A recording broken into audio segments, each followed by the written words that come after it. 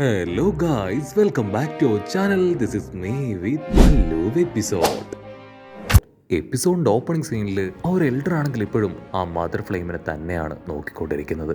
ആളാണെങ്കിൽ എമ വെട്ടാതെ അതിനെ നോക്കിക്കൊണ്ടേയിരിക്കും. അവിടുന്ന് അങ്ങനെ സീൻ കട്ട് ചെയ്ത മറ്റൊരു ഭാഗത്ത് ആ ജയന്റ് റോബോട്ട് അതാണെങ്കിൽ ഇപ്പൊ പൂർണ്ണമായിട്ടും ഫങ്ഷനിങ് ആയി ആ തീയിലൂടെ അങ്ങനെ നടന്നു വരികയാണ്. എല്ലാവരെയും ഞെട്ടിച്ചുകൊണ്ട് വലിയൊരു വെല്ലുവിളി കൊടുത്തുകൊണ്ട് നേവിക്കാർക്കാണെങ്കിൽ എന്താ സംഭവിക്കണമെന്ന് മനസ്സിലാവില്ല. അവരെല്ലാവരും ബൈനോക്കുലറൊക്കെ വെച്ച് ഇപ്പൊ ആ വലിയ റോബോട്ടിനെ നോക്കുകയാണ്. ഓ നോ, ഇങ്ങനെയൊന്നും സംഭവിക്കുമെന്ന് നമ്മൾ കരുതിയതല്ല.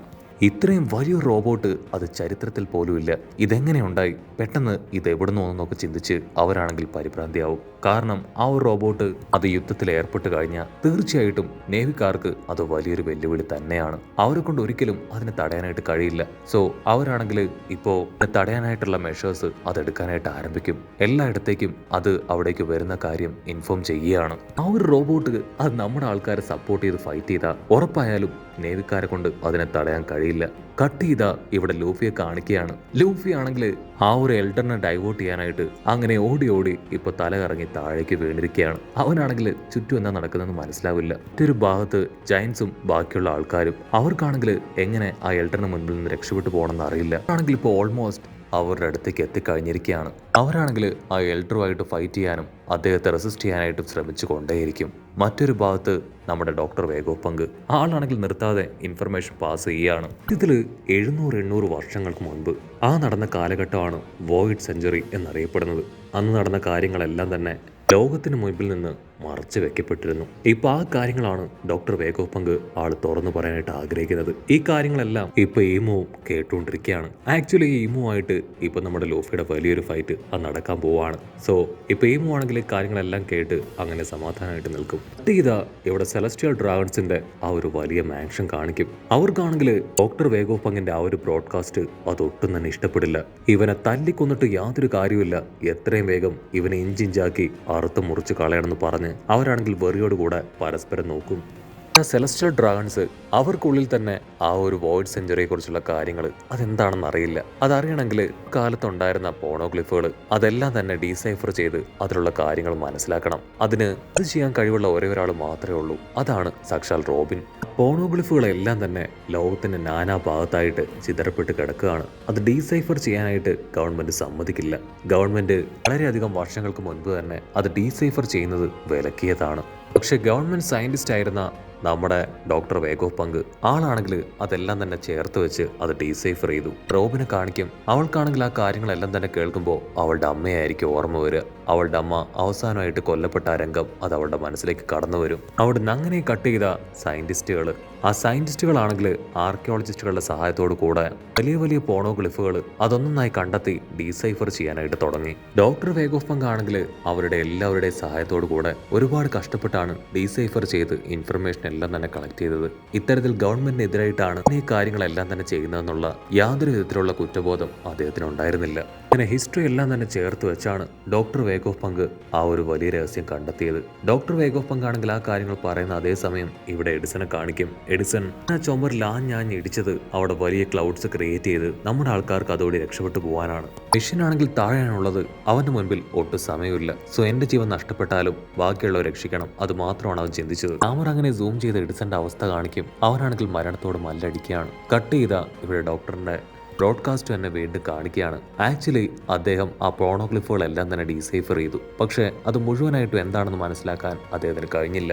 എനിക്ക് വേണമെങ്കിൽ ആ സ്റ്റോറി അത് എൻ്റെതായ രീതിയിൽ കംപ്ലീറ്റ് ചെയ്യാനായിട്ട് പറ്റും. പക്ഷെ ഞാൻ നിങ്ങൾക്കത് വിട്ടു തരികയാണ്. അത് കണ്ടെത്തേണ്ടത് നിങ്ങളുടെ റെസ്പോൺസിബിലിറ്റി ആണെന്ന് പറയും. അവിടുന്ന് അങ്ങനെ ബ്ലാക്ക് ഔട്ട് ചെയ്ത നേവിക്കാരെയും ലൂഫിയൻ ടീമിനെ കാണിക്കും. അവർ രണ്ട് ടീമും വമ്പൻ ആയുധങ്ങളൊക്കെ എടുത്ത് പരസ്പരം പൊരിഞ്ഞ പോരാട്ടം. ലൂഫിയൻ ടീമാണെങ്കിൽ ആ ഫയറിനുള്ളിലൂടെ ഓടിക്കൊണ്ടേ ഇരിക്കുകയാണ്. ആ മോൺസ്റ്റർ ആണെങ്കിൽ അവരുടെ തൊട്ട് പിന്നാലെയുണ്ട്. അതുകൊണ്ട് തന്നെ മറ്റൊരു വഴിയില്ലാതെ അവർ ആ തീയിലൂടെ തന്നെ ഓടും. ഇവിടെ ലൂഫി ആണെങ്കിൽ ഇപ്പൊ ആ ജയന്റിന് നേരെ ടേൺ ചെയ്യും. അവൻ അറ്റാക്ക് ചെയ്യാനായിട്ട് ലൂഫി അവന് നേർക്ക് പോകും. അതുകൊണ്ട് ബ്രോഹി ആണെങ്കിൽ വിളിച്ചു പറയും, ലൂഫി ഒരു കാരണവശാലും അങ്ങനെ ചെയ്യാനായിട്ട് പാടില്ല. നീ എത്രയൊക്കെ ശ്രമിച്ചാലും അതിനെ പൂർണ്ണമായിട്ട് ഇല്ലാതാക്കാൻ കഴിയില്ല.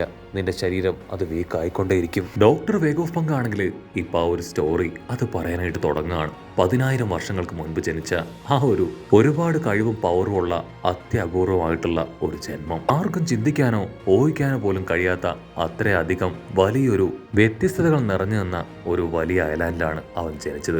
അവന്റെ ബോഡി ജനിച്ച സമയം മുതലേ ഒരുപാട് എലാസ്റ്റിസിറ്റി പവറൊക്കെ ഉണ്ടായിരുന്നു. ഇബ് ഓഫ് മിത്തോളജിയിലുള്ള സൺ ഓഫ് നിക്ക ഗോഡിനെ പോലെയാണ് അവനെ കാണാനുണ്ടാവുക. അവന്റെ പേരാണ് സാക്ഷാൽ ജോയ് ബോയ്. കട്ട് ചെയ്താ ഇപ്പൊ പ്രസന്റ് കാണിക്കും. പ്രസന്റിൽ നമ്മുടെ ലൂഫി അവന്റെ കൈ അങ്ങനെ വളച്ച് ഫയറൊക്കെ ഉപയോഗിച്ച് അറ്റാക്ക് ചെയ്തുകൊണ്ടേയിരിക്കും. ലൂഫി ആണെങ്കിൽ ഫയർ ഉപയോഗിച്ച് ഇപ്പൊ ആ ജൈന്റിന്റെ ദേഹത്ത് ആഞ്ഞട്ടിക്കും. പക്ഷെ എന്താ, ആ ഒരു ഫയർ അത് ആ ജയന്റിന്റെ ദേഹത്തും അതുപോലെ തന്നെ ലൂഫിയുടെ ബോഡിയിലും സ്പ്രെഡ് ആവുകയാണ്. ജയന്റിനാണെങ്കിൽ ഒരു പോറൽ പോലും ഏൽക്കില്ല. ലൂഫി ആണെങ്കിൽ തീ അവന്റെ ദേഹത്ത് പടർന്നതുകൊണ്ട് തന്നെ ഉറക്കെ നിലവിളിച്ച് കരയാണ്. ജയൻസിനാണെങ്കിൽ ചത്താ മതി എന്നാവും. ഓ നോ, നിന്നോട് എത്ര തവണ പറഞ്ഞു ഇതുപോലെ മണ്ടത്തരം കാണിക്കാൻ പാടില്ല എന്ന്, എന്നിട്ട് വീണ്ടും വീണ്ടും നീ അതന്നെ ചെയ്യാണോ? സത്യത്തിൽ ജോയ് ബോയ് അവനാണ് ഈ ഒരു കടലിന്റെ ചരിത്രത്തിലെ ആദ്യത്തെ പൈറട്ട്. ഡോക്ടർ വേഗോഫങ്ങിന്റെ ഇത്തരത്തിലുള്ള വാക്കുകൾ അത് കേട്ട് എല്ലാവരും ഞെട്ടിക്കൊണ്ടിരിക്കുകയാണ്. മാത്രമല്ല വാനോ കിൻഡത്തിലും ഈ കാര്യങ്ങളെല്ലാം കേട്ട് അവർ സത്യം മനസ്സിലാക്കും. അതുകൊണ്ട് തന്നെ അവരിപ്പോ ആ കാര്യങ്ങളെല്ലാം കേട്ട് എൻജോയ് ചെയ്യുകയാണ്. കട്ട് ചെയ്ത മറ്റൊരു ഭാഗത്ത് G4 പ്രിസൺ കാണിക്കും. അവിടെ യൂസ്റ്റസ് കിഡും അവന്റെ ആളുകളും അങ്ങനെ എല്ലാവരും ഉണ്ട്. സത്യത്തിൽ അത് യഥാർത്ഥ യൂസ്റ്റസ് കിഡ് അല്ല, മറിച്ച് അവന്റെ കോപ്പിയാണ്. മുൻപ് ലൂഫിയുടെ ഡ്യൂപ്ലിക്കേറ്റ് വേഷത്തിൽ വന്ന അതേ ആള് തന്നെയാണ് ഇപ്പോ അവന്റെ വേഷത്തിലും അവിടെ നിൽക്കുന്നത്. അവനാണെങ്കിൽ ഇപ്പൊ താനാണ് ജോയ് ബോയ് എന്നൊക്കെ പറഞ്ഞ് അവന്റെ ടീമുമായിട്ട് ഹായ് ആയിട്ട് നിൽക്കുകയാണ്. കട്ട് ചെയ്താ ഇപ്പൊ വീണ്ടും ഡോക്ടർ വേഗോഫ് അങ്ങനെ കാണിക്കും. ആളാണെങ്കിൽ ആ സ്റ്റോറി അത് തുടർന്നു കൊണ്ടേയിരിക്കുകയാണ്. ജോയ് ബോയ് അവൻ വേൾഡ് ഗവൺമെന്റുമായിട്ട് വലിയൊരു യുദ്ധത്തിൽ ഏർപ്പെട്ടിരുന്നു. ആ സമയത്ത് ജോയ് ബോയെ സപ്പോർട്ട് ചെയ്ത് 20 കിങ്ഡംസ് ഉണ്ടായിരുന്നു. അതുപോലെ തന്നെ അവനെ പ്രൊട്ടക്ട് ചെയ്യാനും ഒരുപാട് സപ്പോർട്ടേഴ്സ് ഉണ്ടായിരുന്നു. ഇപ്പൊ നമ്മുടെ ലൂഫിക്കും ഇതുപോലെ തന്നെ ഒരുപാട് സപ്പോർട്ടേഴ്സ് ഉണ്ട്. സോ ഇനി വരാൻ പോകുന്നത് വലിയൊരു യുദ്ധമാണെന്ന് നമുക്ക് മനസ്സിലാക്കാം. സത്യത്തിൽ ആ ഒരു വലിയ യുദ്ധം അതെന്തിനായിരുന്നു എന്ന് കറക്റ്റായിട്ട് അറിയില്ല. എങ്കിലും ഒന്നറിയാം, നന്മയ്ക്ക് വേണ്ടിയായിരുന്നു ആ ഒരു യുദ്ധം. ജോയ് ബോയ് അവൻ ജനിച്ച സ്ഥലം ഒരു സാധാരണ സ്ഥലമല്ല.